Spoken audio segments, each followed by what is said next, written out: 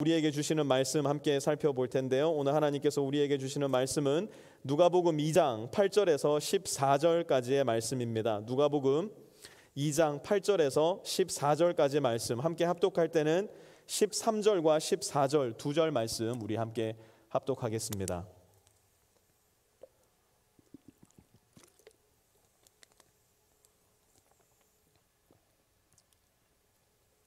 말씀 찾으신 분들은 다 자리에 일어나시고요. 우리 가정의 교회들도 다 자리에 일어나셔서 이 귀한 말씀 우리 함께 큰 목소리로 합독하겠습니다. 함께 읽습니다. 시작.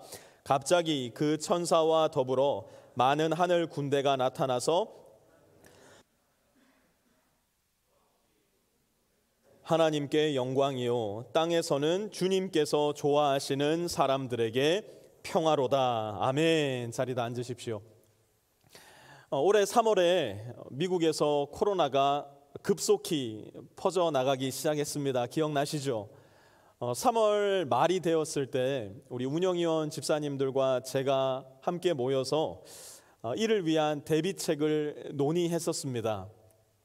그 당시만 해도 코로나 검사를 받는 데만 1,000불 이상의 금액이 든다고 했었기 때문에 혹여라도 우리 성도님들 중에 코로나에 감염되신 분들이 계시다면 우리 교회가 어떻게 함께 돕고 또 재정적인 지원을 할 것인가에 대한 구체적인 계획도 세웠었습니다. 그러면서 이 코로나 사태가 어느 정도 계속 될까 서로 예상을 해보기도 했어요.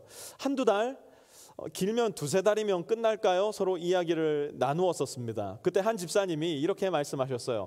아마 짧으면 1년, 길면 2, 3년까지도 갈 수 있을 것 같아요.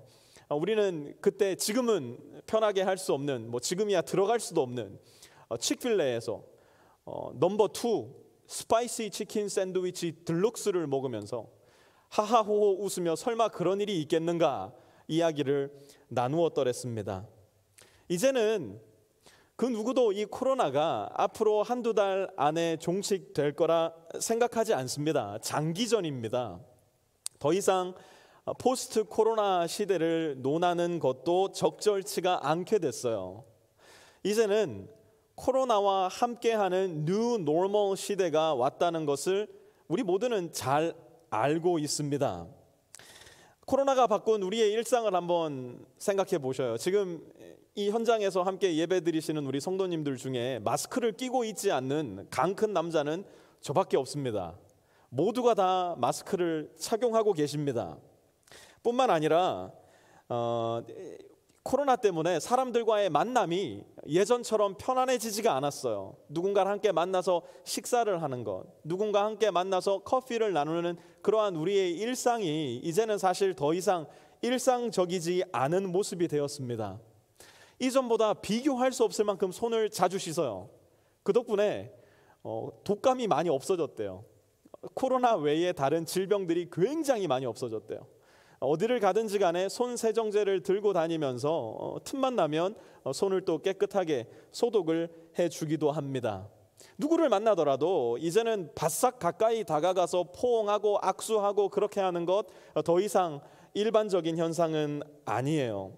줌으로의 미팅, 온라인에서의 미팅 정말 체질에 안 맞지만 그래도 너무나 익숙해져 버린 것 같아요. 그러다 보니까 공간적인 차이가 만남을 제한하지 못하는 참 재미있고 고마운 현상도 발견하게 된 것 같아요. 코로나가 가져온 뉴 노멀 시대의 우리의 일상의 모습입니다. 그런데 이 연말이 되고 또 크리스마스 시즌이 되면서 이 코로나가 우리 삶에 가져온 뉴 노멀 라이프보다 훨씬 더 큰 변화를 가지고 온 사건이 제 마음을 지배하기 시작했어요. 단순히 크다, 대단히 벅찬 변화다라는 말로는 표현이 안 될 만큼 사실 이 단어를 쓰면 그 표현이 너무 거대하다 보니까 마음에 잘 와닿지는 않지만 그러나 진실로 전 우주적인 변화가 생긴 사건이 있었으니 그것이 무엇이냐면 바로 오늘 저와 여러분이 감사 예배로 함께 모여있는 성탄의 소식, 곧 우리 주 예수 그리스도의 나심의 사건이었어요.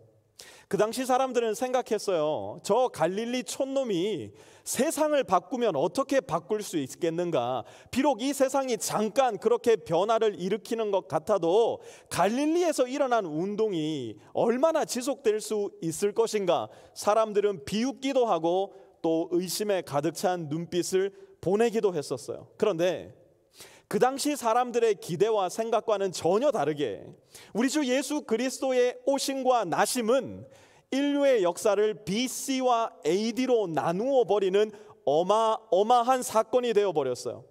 예수 그리스도가 이 세상에 오심과 동시에 인간이 인간을 대하는 자세와 생각에서도 대단히 큰 변화가 생겼고요. 성육신의 이 사건을 기준으로 해서 정치, 경제, 문화, 예술 어떤 문화적 어떤 영역을 막론하고서 어마어마한 변화가 계속되고 있고 계속해서 점진적으로 진행되어 나가고 있어요. 오늘 우리가 함께 읽은 본문에는 그 변화가 도대체 어디서 시작되었는가, 또 그 변화가 어떻게 시작되었는가를 이야기해주고 있는데요. 우리가 주님이라고 부르는 그 예수님, 우리가 구세주라고 부르는 그 예수님의 이 땅에 오심, 아기의 모습으로 이 땅에 오심이 우리 삶을 어떻게 변화시켰는가, 예수님은 우리의 삶을 어떻게 뉴 노멀로 바꾸어 놓으셨는가 하는 것을 오늘 말씀을 통해서 함께 살펴보는 시간을 가지려고 합니다. 첫 번째로 먼저는 예수님은 높음에서 낮음으로의 변화를 이 세상 가운데 가지고 오셨어요. 예수님은 높음에서 낮음으로의 뉴 노멀을 우리가 사는 이 세상에 가지고 오셨어요. 오늘 본문 8절 말씀부터 우리 함께 보도록 하겠습니다. 그 지역에서 목자들이 밤에 들에서 지내며 그들의 양떼를 지키고 있었다. 여러분, 아는 것이 힘이다, 정보는 권력이다, 뭐 이런 말 다 들어보셨을 겁니다. 왜 이런 말이 생겼을까요? 정보, 지식, 이것은 뭐든지 다 위로 올라가게 마련이기 때문이에요. 고급진 정보들은 다 위에 있는 권력을 잡고 있는 사람들, 인기인들, 재력가들이 다 가지고 있는 것이 이 세상의 일반적인 원리이기 때문이에요. 예수님께서 태어나실 당시의 모습은 지금보다 훨씬 더 그러한 현상이 강했습니다.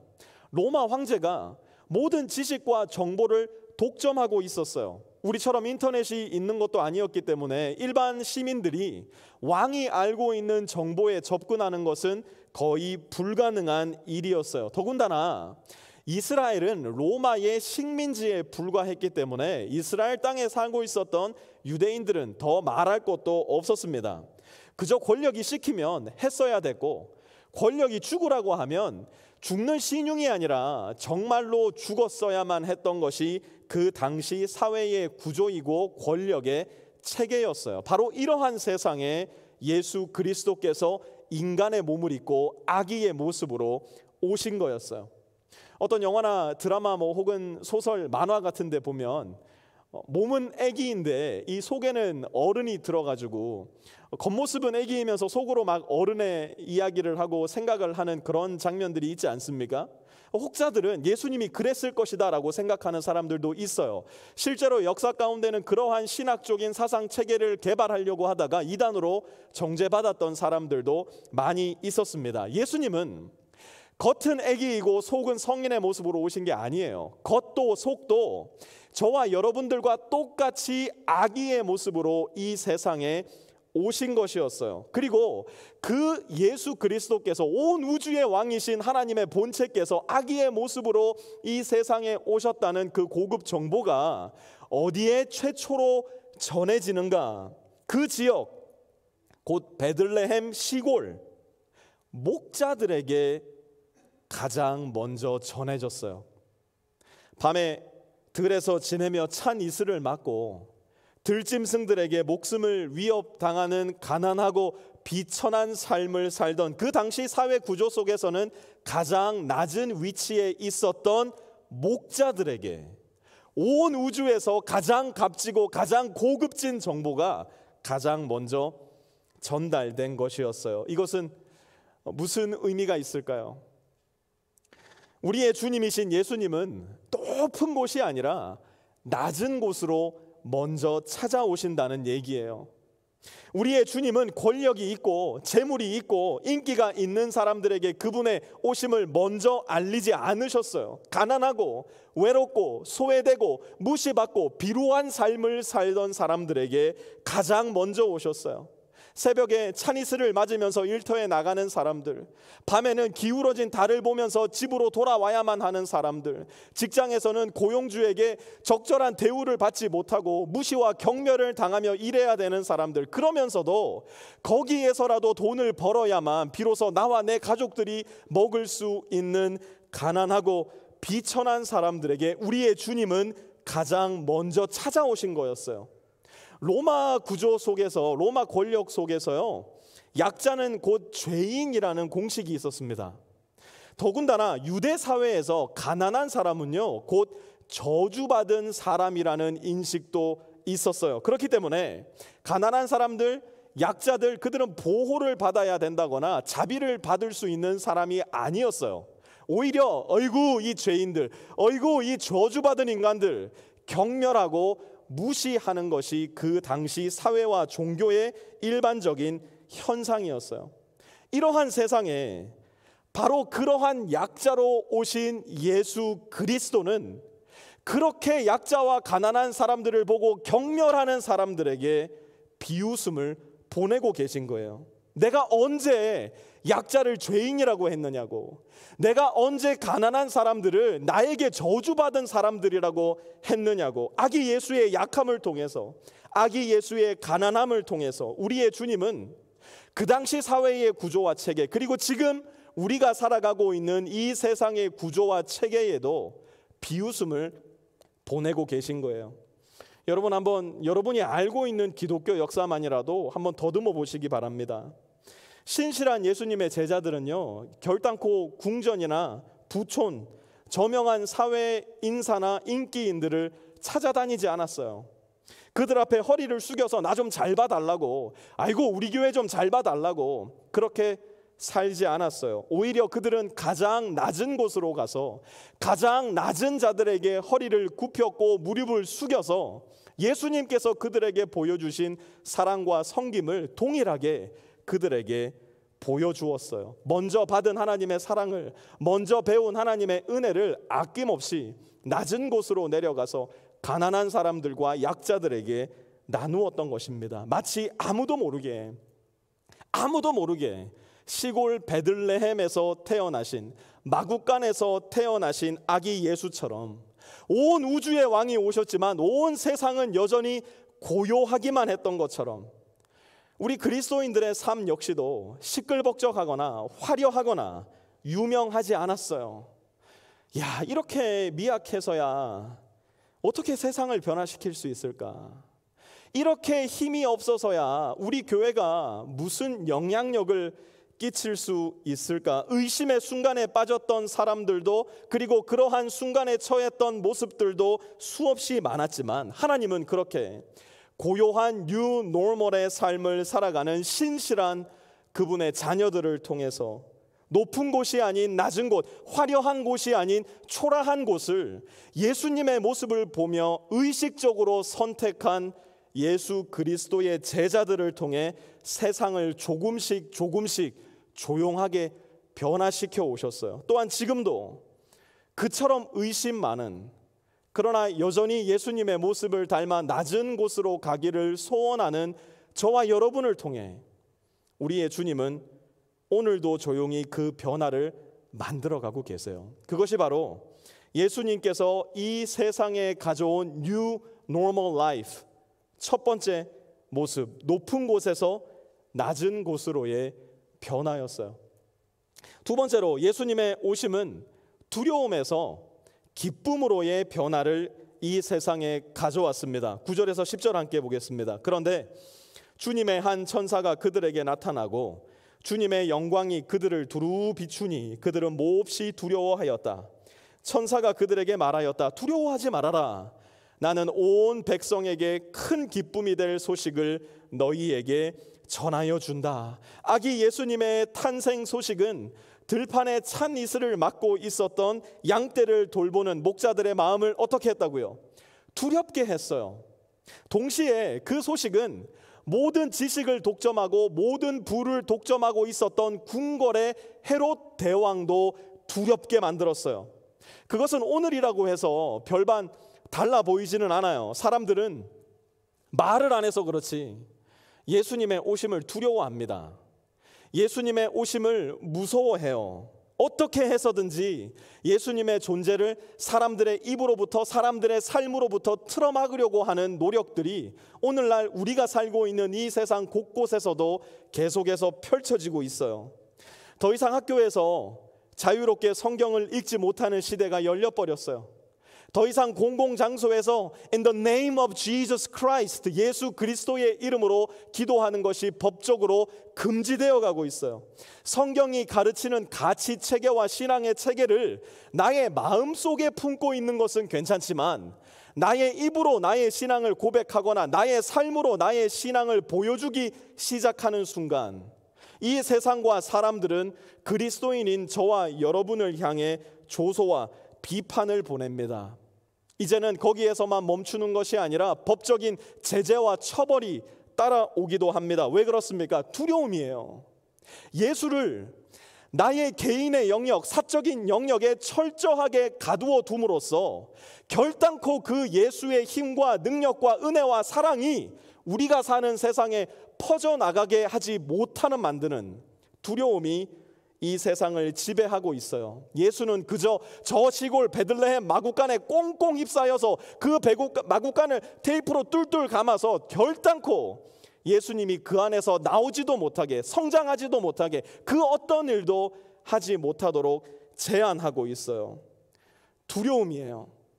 또한 그 두려움이 마치 바이러스처럼 퍼져서 저와 여러분의 마음을 지배하고 있다는 것, 우리는 조금만 생각해 보면 어렵지 않게 느낄 수 있어요. 예수님을 이야기하는 것이 그리스도인들에게 더 이상 익숙하지 않아요. 나는 예수님을 믿는 사람입니다라고 신앙 고백하는 것이 나에게도 너에게도 무척이나 불편한 일이 되어져 가고 있어요. 이러한 사회적 구조 속에 살다 보니까 소위 믿음 좋은 사람이라는 라벨이 붙은 사람들은 또 전혀 다른 측면에서의 두려움을 그들의 온 생을 통해 발산해내고 있어요. 이것은 사실 더 심각한 두려움이에요. 이것은 사실 더 교회를 병들게 하고 더 교회를 힘이 없게 만드는 좋지 않은 두려움이에요. 그 두려움은 어떤 두려움입니까? 이론적으로, 종교적으로 공고하기 짝이 없는 그들만의 신앙 체계를 만들어 놓고 거기에서 조금이라도 벗어나 보이는 사람이 보인다면 그러한 사람들에게 가차없는 비난과 경멸의 시선을 보내기 시작해요. 종교적인 절차, 종교적인 관습들을 그들 나름대로 만들어내어서 그 종교적 관습을 지키지 않는 사람에게 손가락질하고 정죄하기를 전혀 망설이지 않아요. 그렇게 하지 않는 사람들에게는 어휴 믿음 없는 사람, 어휴 배신자, 어휴 교회도 뭔지 모르는 사람, 굴레를 씌워 교회 안에서 그들을 쫓아내버리기 시작했어요. 왜 그렇습니까? 또 다른 측면에서의 두려움이에요. 입으로는 예수를 말하고 있지만, 입으로는 믿음을 이야기하고 있지만 사실은 예수를 이용한 자기 애적 성향을 아낌없이 드러내 보여주고 있는 오늘날 우리 종교인들의 모습이 그 안에 묻어 있는 거예요. 나라는 자아의 성을 쌓아놓고 그 자아를 지키기 위해서 안간힘을 쓰고 있는 우리의 모습이 바로 거기에 있는 거예요. 그러다 보니까 내가 생각하는 것과 조금이라도 다른 것을 너가 말할 때는 여지없이 공격적으로 변합니다. 복음을 전하고 있는데 기쁨이 그 마음을 지배하는 것이 아니라 두려움이 그 마음을 지배하고 있는 것을 보게 될 때가 적지가 않아요. 그러니 복음을 전하다 말고 서로 손가락질하면서 서로 욕을 해가면서 싸우는 결과가 일어날 때도 적지가 않습니다. 그러면서도 나는 순교자적인 자세로 지금 이 고난을 받고 있다 생각을 하고, 너는 사탄과 악마적인 생각을 가지고 지금 나의 생각에, 우리 교회의 생각에 반하고 있다 착각을 합니다. 오늘날 우리 그리스도인들의 모습 속에서 너무나 쉽게 발견되는 아쉽고 두려운 모습 아니겠습니까? 이들의 모습을 한번 보세요. 과연 이들에게는 주님의 나신 이야기를 전해 듣고 그 이야기가 비록 무슨 뜻인지 완전히 이해하지는 못했지만 서둘러 베들레헴 마구간으로 가서 예수 그리스도의 어린 모습을 보았던 목자들의 기쁨이 엿보입니까? 아니면 2살 이하의 어린아이는 가차없이 다 쳐 죽여버려서 그 누구도 나의 왕권, 나의 세상, 나의 왕국을 위협하지 못하도록 하여라 이야기하는 헤롯 대왕의 두려움이 엿보입니까?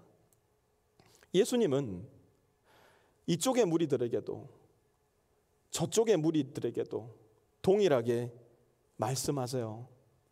두려워하지 말라고, 두려워하지 말라고, 기뻐하라고.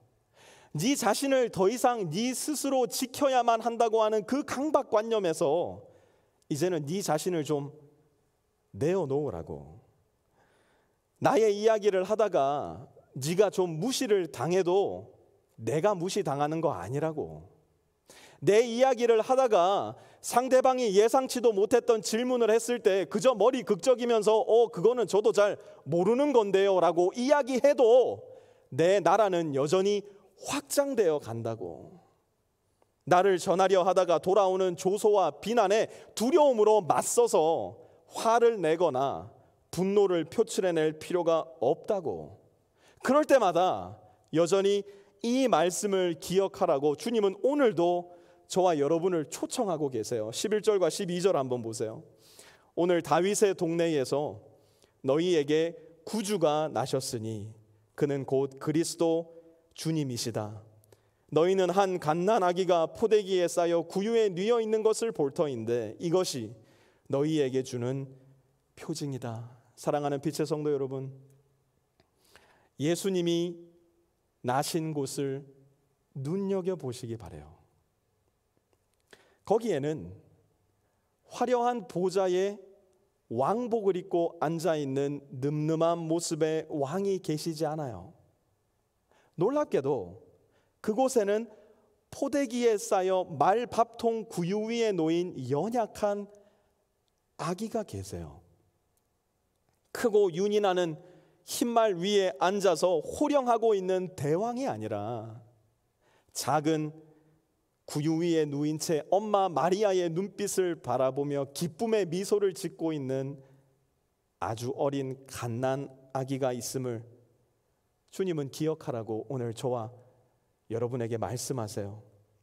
아무리 작은 빛이라도 그 빛이 있기만 하다면 어둠이 결단코 빛을 이겨낼 수 없듯이 우리가 예수님의 오심을 분명히 알고 그 예수님을 제대로만 믿고 있다면 우리를 우겨싸는 새까맣기 그지없는 어둠의 한가운데라 할지라도 내가 아니라 생명의 주님께서 내뿜어내시는 그 빛이 우리를 지키시고 보호하시고 우리에게 끝끝내 기쁨을 안겨주실 것이라는 사실을 오늘 베들레헴 마구간의 아기 예수님은 저와 여러분에게 가르쳐주고 계신 거예요. 예수님은 바로 이러한 양극단에서 두려움을 가지고 자기 스스로의 성을 지키기 위해 발버둥 치는 사람들에게 말씀하세요. Do not fear, rejoice.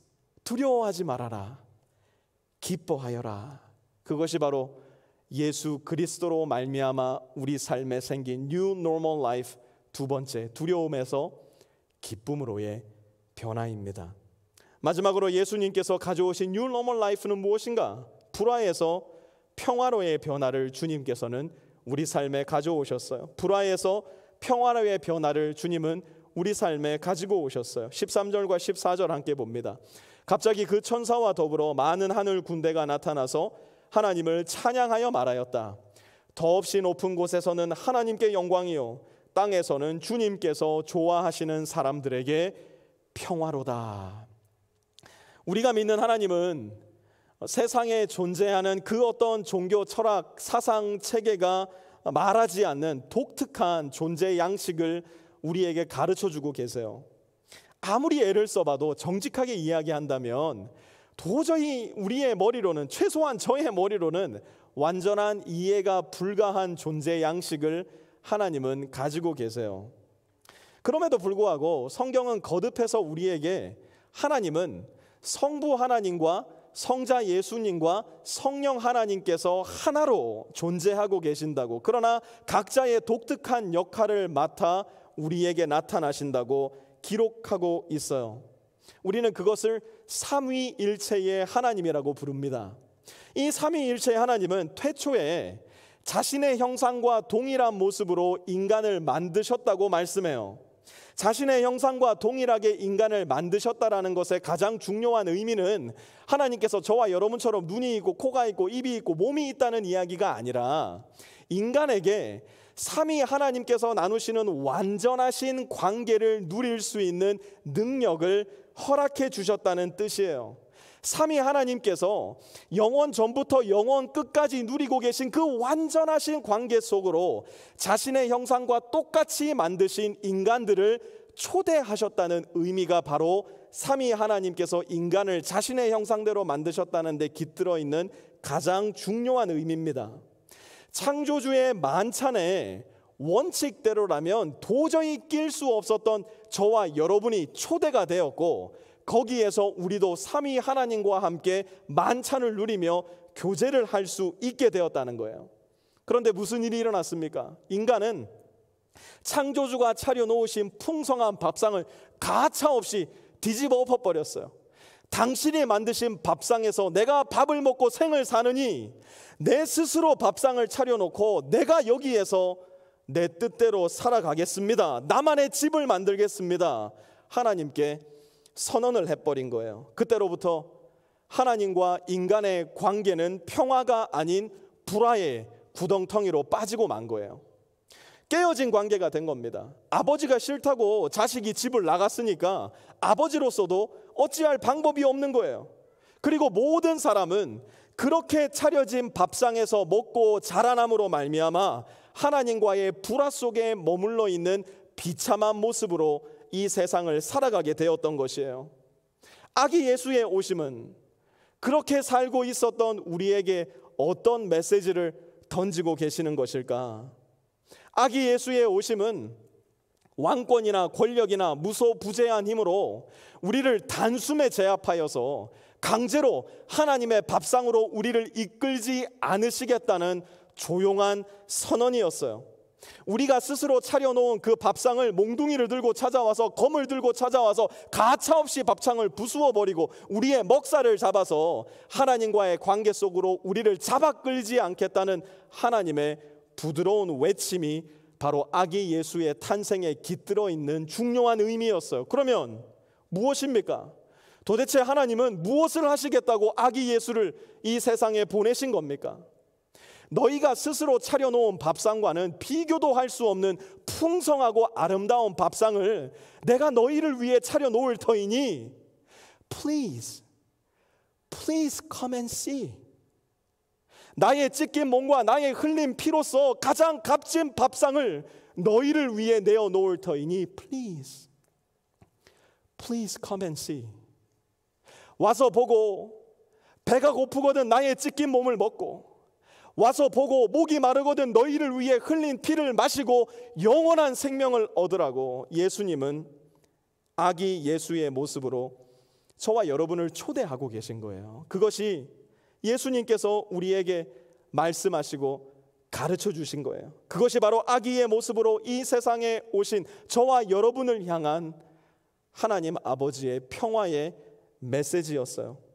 사도 바울은 로마서 1장에서 4장에 걸쳐 하나님과 불화한 사람들이 어떤 모습의 사람들인지를 매우 자세히 이야기한 후 그들이 하나님의 은혜로 믿음으로 말미암아 예수님이 차려놓으신 밥상에 앉게 될 때 어떤 변화를 맞이하게 될지 이렇게 기록하고 있습니다. 로마서 5장 1절 보십시오. 그러므로 우리는 믿음으로 의롭다 하심을 받았으므로 우리 주 예수 그리스도로 말미암아 하나님과 더불어 평화를 누리고 있습니다.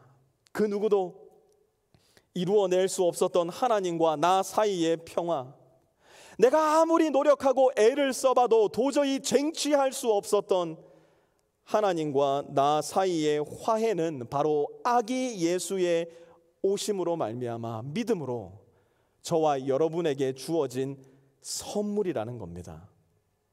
예수님의 오심은 이처럼 우리의 삶에 새로운 평범한 삶, 곧 New Normal Life를 창조해냅니다. 화려하고 인기 많고 높은 곳으로의 이끌림이 저와 여러분이 가지고 있는 본성적인 이끌림이었다면, 예수님으로 말미암아 촉발된 New Normal Life는 베들레헴의 작고 허름한 마구간과 같이 초라한 장소로 저와 여러분을 자꾸만 잡아 끄는 것을 발견하게 될 거예요. 그곳에서 우리는 헐벗고 가난하고 마치 구유 위에 눕혀 있었던 아기 예수와 같이 너무나 무력한 많은 사람들을 거듭해서 만나게 될 거예요. 세상은 그들을 향해 눈을 홀겨요. 세상은 그들을 경멸해요. 세상은 그들을 소외시키고 무시해요. 교회의 권력화된 구조 속에 길들여진 종교인들 역시 그들을 저주하고 그들을 축복받지 못한 존재라 여겨 손가락질할 때가 너무나 많아요. 그러나 우리는 그들에게로 가서 마치 우리의 주님께서 우리에게 말씀해 주셨던 그 메시지, 두려워하지 말라고, 괜찮다고, 내가 당신들에게 기쁨의 소식을, 내가 당신들에게 기쁨의 인생을 미력 하나마 나누어 주겠다고 말할 수 있어야 돼요. 그 누구 하나 당신과 함께 하지 않더라도 내가 당신과 함께 하겠다고, 내가 당신에게 나를 내어주겠다고 나의 외투를 벗어서 그들의 허름하고 추운 어깨를 덮어줄 수 있어야 돼요. 그것이 바로 베들레헴 마구간에서 지금도 줄기차게 새어나오는 따뜻한 구원의 빛이고 구원의 메시지예요.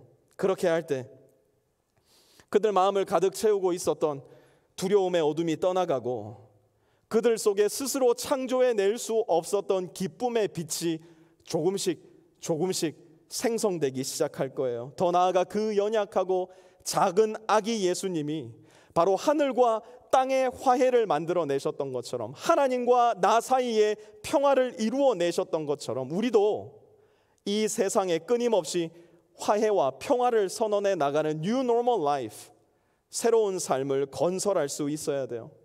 그것은 우리가 힘이나 권력, 인기나 여러 사람들의 추종을 얻게 될 때 가능해지는 일이 아니에요.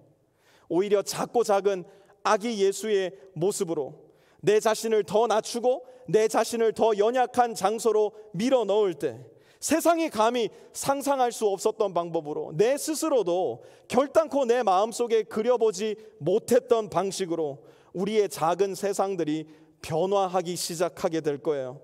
나의 가족이 살아가는 우리 집이라는 아주 작은 세상, 나의 직장이, 나의 일상이 꾸려지는 직장과 나의 기업이라는 아주 작은 세상, 대수롭지 않은 농담과 이야기, 소소한 밥그릇들이 오고 가는 나의 친구들과의 관계라는 작은 세상 속에 저와 여러분이 아기 예수와 같이 연약하고 무력한 존재로 살아가기로 거듭해서 결단하고 또 결단할 때, 미력하지만 이렇게 해가지고 무슨 변화가 있지 의심도 되지만 여전히 우리 안에 있는 기쁨의 빛을 나누고 평화의 창조자가 되기로 거듭 결단하고 또 결단할 때, 오늘 우리의 본문 누가복음 2장 14절에 기록된 천사의 선언은 곧 저와 여러분의 삶을 나타내는 사명 선언문이 될 수도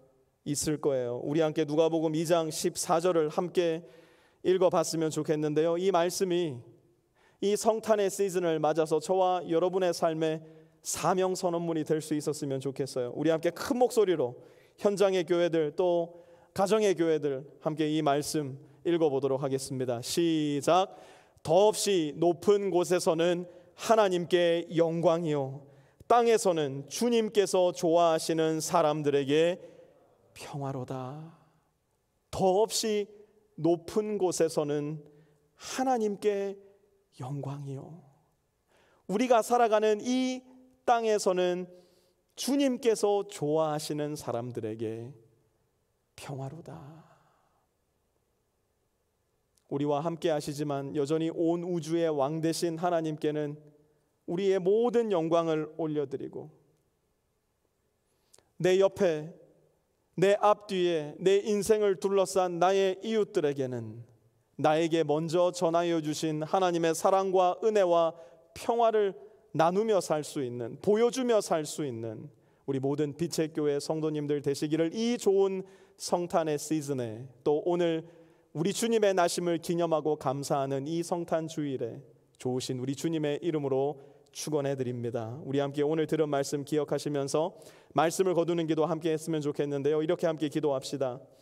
베들레헴 시골 마구간에서 나신 아기 예수님을 기억하게 해 주십시오.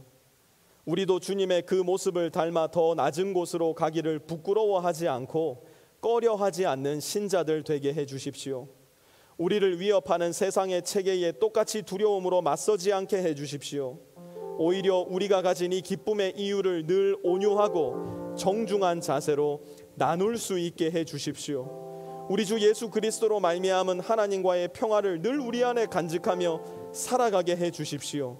이 세상에 그 평화를 나누며 하나님께 영광 올려드리는 내가 되게 해 주십시오. 우리 함께 조용한 목소리로 이렇게 말씀을 기억하며 기도하도록 하겠습니다.